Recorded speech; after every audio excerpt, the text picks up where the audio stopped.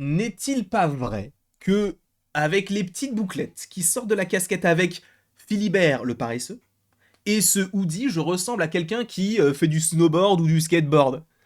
Alors sachez que je ne sais pas en faire, dans le sens où je n'ai aucun équilibre, donc même du vélo c'est compliqué pour moi. J'ai fait du vélo quelque temps, je suis tombé, j'ai failli même tomber dans un fleuve à côté de chez moi, et en plus, je faisais du skateboard quand j'étais petit, sur ma terrasse.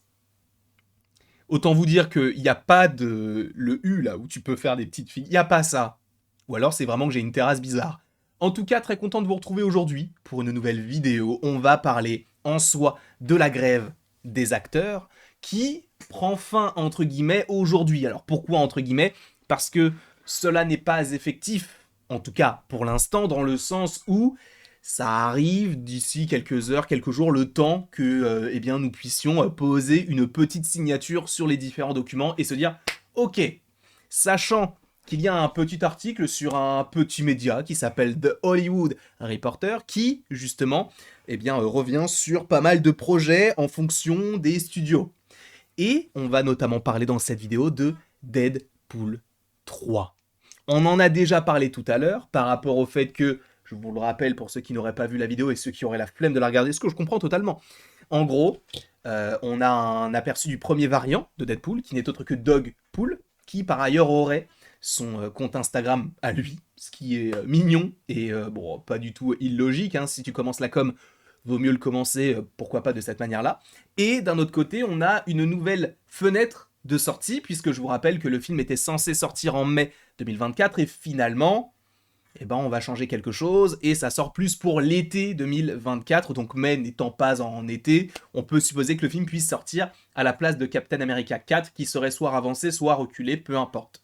Mais en tout cas, Deadpool 3 devrait, selon Ryan Reynolds, et du coup celui qui s'occupe en grande partie du film avec Sean Levy et avec Hugh Jackman, eh bien ce film devrait sortir, du coup, durant l'été 2024. Mais, du coup, on sait que la grève des acteurs qui prend fin va accélérer le processus déjà de tournage. Donc il y a des tournages qui vont reprendre. De plus, il y aura des officialisations de casting. C'est pour ça, je suis désolé, mais il faut rappeler quand même que Matt Shakman avait dit, il y a de cela maintenant quelques temps, oui, alors on sait à peu près qui seront les 4 fantastiques, mais je ne peux pas vous le dire, puisque, grève d'acteurs oblige, on va attendre que tout ça se tasse pour annoncer.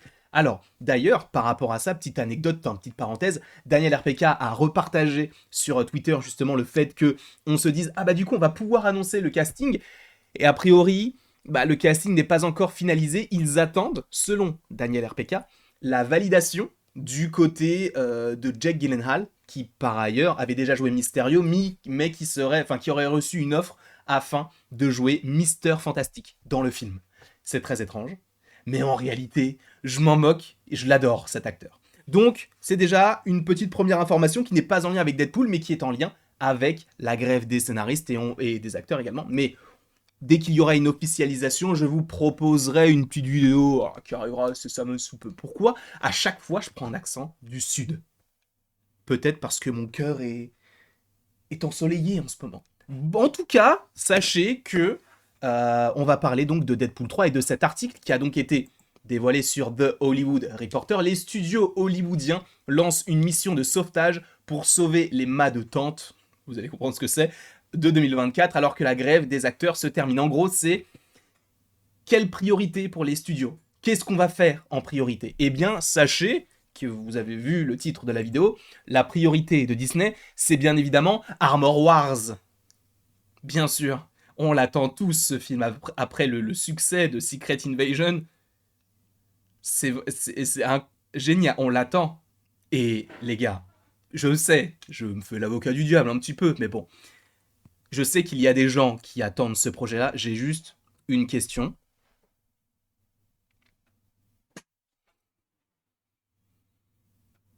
Pourquoi? Quel est l'intérêt d'attendre ce projet? Vraie question. Pourquoi? Vous avez 76 heures.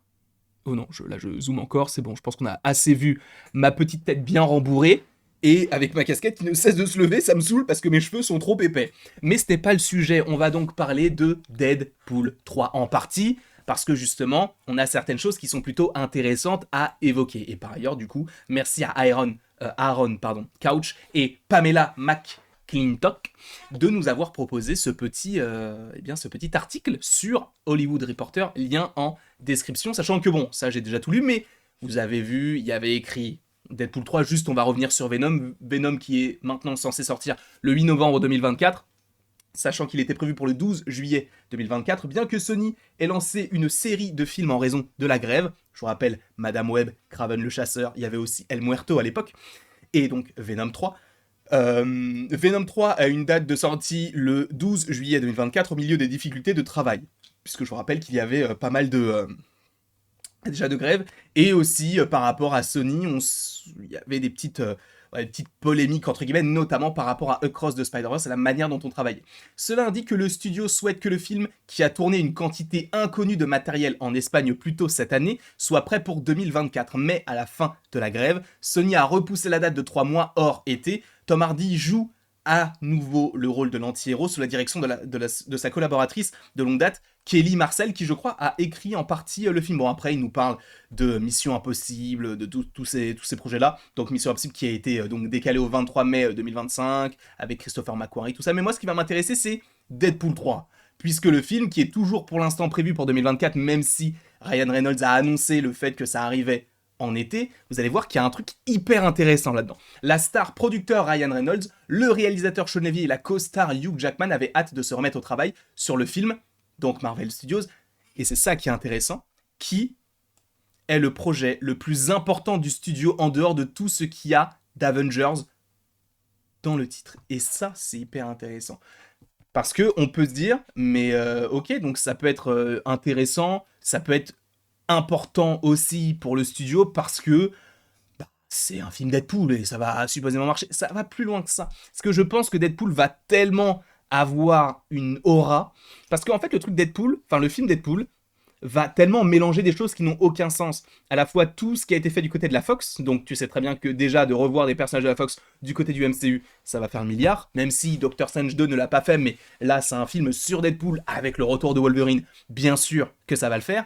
Et en plus de ça, a priori on aurait des connexions avec la TVA, que sais-je, donc ça va connecter à la fois le MCU et du coup l'aspect Fox, sachant que la TVA va être supposément très importante, notamment pour Avengers The Kang Dynasty, mais également Secret Wars. Donc ça vient corroborer certains faits. Il y a des spéculations généralisées selon lesquelles le trio, dont le tournage a été à peu près à la moitié terminé lorsque il y avait la grève, etc. Donc il y avait des rumeurs comme quoi ça échangerait de date avec Captain America, qui, je vous le rappelle, sortirait donc le 26 juillet 2024, date américaine. Donc, a priori, on change à nouveau. Voilà, c'est pas forcément grave en soi. Un autre signe que le film ne sortira pas le 3 mai est que le film Eve de John Krasinski, avec Ryan Reynolds, sort maintenant le 17 mai. Ce film vient également de Paramount. Donc en gros, ils n'auraient pas sorti deux films à peu près à très peu d'intervalle avec le même acteur en personnage principal. Les cinéastes ont également effectué un travail de montage et d'effets spéciaux sur la partie. Ça a été abattu, donc ça en gros c'est que voilà, ça continue à se faire quoi. Deadpool 3 pourrait reprendre son tournage à Londres dans quelques semaines, bien qu'aucun plan officiel n'ait été révélé. Les studios hollywoodiens ont payé pour conserver les décors de certains des films qui ont été fermés en cours de production. Cette photo en fait partie. Bon là on n'a pas de photo, parce que j'ai un bloqueur de pub, je suppose. Hein. Quoi qu'il en soit, ce qu'il faut rappeler, ce dont il faut se remémorer, c'est que Deadpool 3 devrait avoir une aura très particulière. Et en gros, si Marvel pousse très très fort afin que le film Deadpool 3 soit la priorité, c'est qu'il y a vraiment une envie de Marvel de vouloir évidemment faire ce film-là, parce que rentabilité derrière, mais aussi par rapport à ce que ça peut donner comme film. C'est-à-dire que ce film-là, je mets ma main à couper qu'il fait le milliard. C'est vrai que The Marvels, je ne sais pas comment il commence, puisque le film est sorti hier. En tout cas, à l'heure où je tourne cette vidéo. Mais c'est vrai que, bon, Les Gardiens 3 n'a pas fait le milliard, il a fait 700 ou 800 millions, ce qui est déjà pas mal, hein, après, post-Covid. C'est vrai on était habitué au milliard avec Marvel, hein.